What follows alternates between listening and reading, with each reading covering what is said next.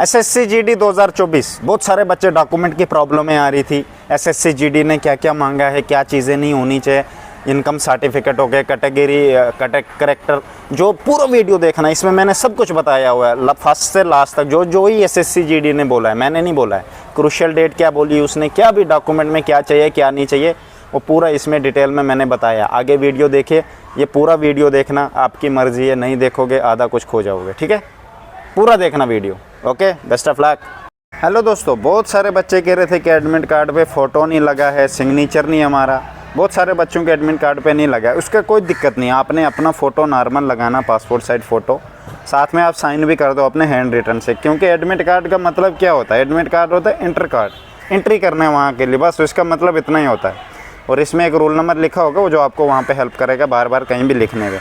बाकी हम पूरे डॉक्यूमेंट्स की आज बात करेंगे और एसएससी जीडी ने क्या क्या मांगा है। ठीक है, सबसे पहले आते हैं, candidate must carry 6 recent photo.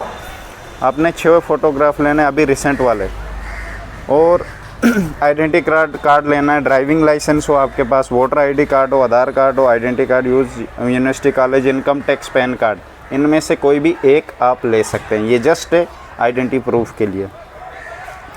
Filling which they shall not be allowed to appear, again इसके बगैर अगर ये सब नहीं लाओगे तो आपको एंट्री नहीं मिलेगा। आइडेंटिटी कार्ड बहुत ज़रूरी, बहुत सारे बच्चे वहाँ पे भूल जाते हैं, फिर घर से मंगवाते हैं, भैया ऑनलाइन भेजो, इस बात का यहाँ पे ध्यान रखना। ठीक है, पहली नंबर, द एडमिट कार्ड भी अपेयर फॉर फिजिकल, हाँ ये तो आ गया, चलो ये ज़रूरी है।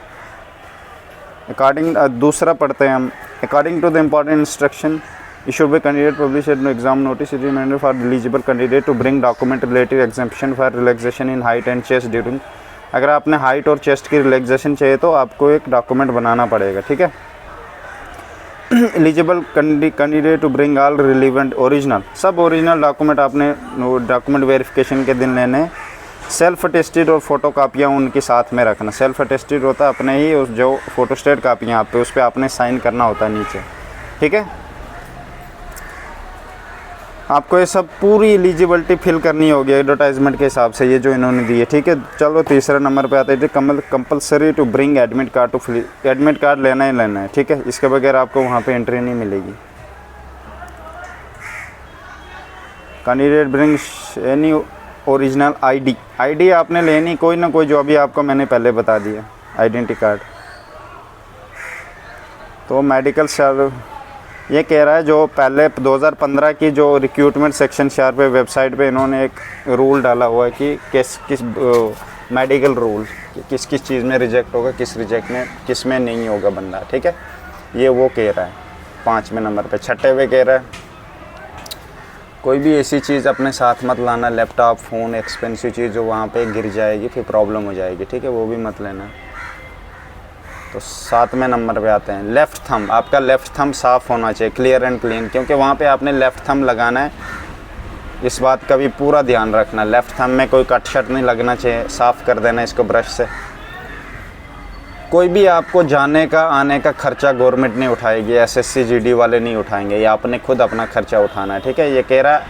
और 9वें नंबर में कह रहा है, अपने साथ स्पोर्ट्स किट ले आना, जो आपने उधर रनिंग के टाइम यूज़ करना है, जैसे निक्कर होती है वो स्पोर्ट्स शॉर्ट्स होते हैं, अंडर शॉर्ट, ऊपर कोई भी जैसे आप लगाना है वहाँ पे, क्योंकि मौसम थोड़ा ठंडा हो गया तो ले लेना यार अपने साथ। ठीक है, 10वें नंबर पे बोल रहा है ओरिजिनल डॉक्यूमेंट आपके पास। अब डॉक्यूमेंट की बात कर रहा है 10वें नंबर पे, पूरा ध्यान से सुनना, ये ज़रूरी है। मैट्रिकुलेशन और secondary examination certificate to prove age, name and education qualification. अगर आपने अपने फॉर्म फिल करते वक्त कोई आपने क्वालिफ़िकेशन ज़्यादा डाल दी हो, ग्रेजुएशन डाल दी हो, तो उसका कोई तुम्हें टेंशन नहीं है, वो ज़रूरी नहीं है। तुम्हें क्या लेना है, सिर्फ मैट्रिक की सर्टिफिकेट लेनी है, और अगर 12th की भी लोगे तो अच्छी बात है, 12th और 10th की ले लेना आप लोग सब। ठीक है, फॉर्म पे कुछ भी डाला हो छोड़ो आप, उसका कोई मतलब नहीं अब उनसे, वो नहीं चेक करते उधर वो फॉर्म पे क्या डाला आपने। मैंने भी लास्ट ईयर ग्रेजुएशन डाली थी तो मैंने 12th तक ही फॉर्म दिए, तो उधर कुछ नहीं होता है।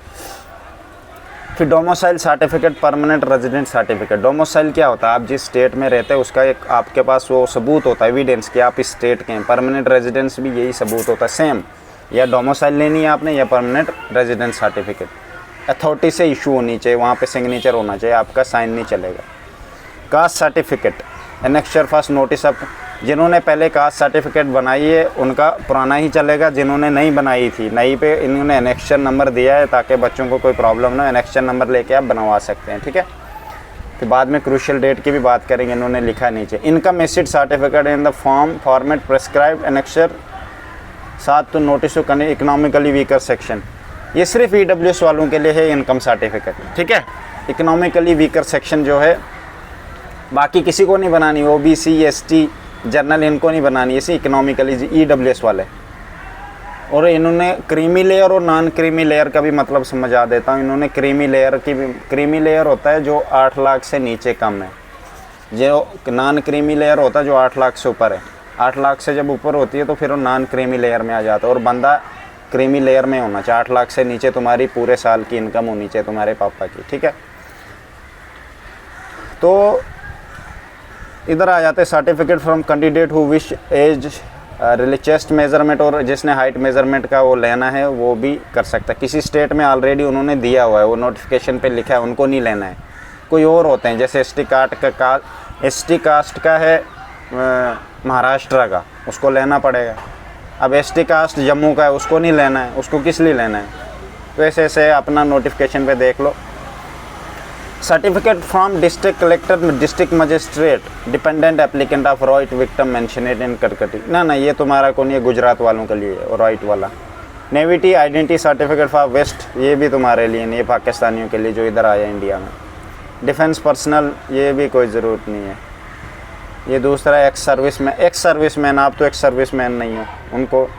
अच्छा, फिर वुमेन के लिए क्या बोल रहे हो, वुमेन कैंडिडेट हो result test if found pregnant, अगर वो प्रेग्नेंट फाउंड हुई shall be declare temporary unfit कर दिया जाएगा उसको कुछ टाइम के लिए, जब तक वो पूरा उसका ना हो जाए, ठीक है। 6 week after the date of produce medical certificates and registered medical practitioner. चलो ऐसा तो वुमेन में कोई प्रॉब्लम होती नहीं है, मोस्टली जो गर्ल्स आएंगी वो सोच समझ के आती। देख सर्विसमैन, ये भी वही है। This is the candidate copy to keep the candidate declaration final result.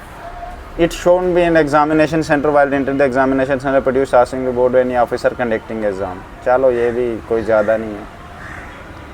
Candidate who wish to consider against vacancy reserved age required to submit certificate आपने देनी, जिन्होंने भी एज रिलैक्सेशन ST OBC इन्होंने एज का रखा हुआ है उनको देनी पड़ेगी, वरना ये कह रहा है their claim SC, ST, OBC, EWS, ex service category will be entertained and their candidate application will be considered under general category. अगर ये कोई भी बंदा SC, ST, OBC, EWS और एक्स सर्विसमैन की सर्टिफिकेट नहीं देता वहाँ पे, तो उसको जर्नल में समझा जाएगा, उसको जर्नल में डाल देंगे, खुद लिखा हुआ है यहाँ पे। The format of certificate issued publish examination, ये the crucial date of propose will be closing date of receipt of online form 31/12/2023, मतलब पिछले साल का होना चाहिए 2023 का आपके पास, ये जो कह रहा है, ठीक है। इसने खुद लिखा है यहाँ पे, देख सकते हो, बड़ा मोटा लिखा है यहाँ पे क्रूशियल डेट का, आप ये देख सकते हो खुद। 15वें नंबर पे बोल रहा है candidate who want their permanent exam ने conduct in case of fraud, अगर वो कोई फ्रॉड करता है SC, ST, OBC, EWS examination में, उसको परमानेंटली वहाँ से रिजेक्ट कर दिया जाएगा। कोई भी इंजरी होती है रिस्पॉन्सिबल वो नहीं होंगे, आप होंगे। कोई भी ड्रग मत लेना, ये कह रहा है candidate are advised not to use any perform PET any candidate found under influence of any energetic medicine during PET debarred further for requirement, देखा। तो कोई भी ऐसा रिस्क मत लेना, ठीक है। Document verification RME will be held in continuation of PST पे respect of qualified candidate, some of the desirous candidate found unfit in DME may be move to one location to another RME depending on every RME centre completion of entire requirement process of 7 and more days, 7 से ज़्यादा दिन लग सकते हैं। Hence candidate ये कह रहा है डॉक्यूमेंट फिजिकल के टाइम ही आपका डॉक्यूमेंट वेरिफिकेशन भी हो जाएगा, ठीक है। उसी दिन जिस दिन आप फिजिकल पास होंगे दूसरे दिन आपका मेडिकल और साथ में डॉक्यूमेंट भी हो जाएगा। और अगर रीमेडिकल पड़ा तो ऐसे भी हो या उधर ही हो जाएगा, अगर हॉस्पिटल होगा वहाँ पे तो अच्छी बात है। किसी सेंटर में हॉस्पिटल नहीं होता तो एक जगह से आपको दूसरी जगह वो ले सकते हैं, आपको फिक्र नहीं, वो उनकी गाड़ी का मसला है। और विदिन 7 डेज़ में आपको वो फिर छोड़ देंगे पूरा कंप्लीट करके, ठीक है।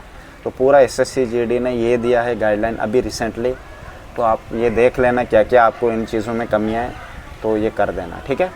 पूरा बताया मैंने, वीडियो पूरा देख, तो वीडियो आपने पूरा देख ही लिया होगा। यही SSC GD ने बोला, इसके अलावा कुछ भी नहीं बोला। अब कोई फालतू चीज़ मत बोलना भैया आपने करेक्टर ये आज ही करेक्टर लेने लगे हुए हो भाई, वो अभी नहीं चाहिए, फाइनल में लेते हैं।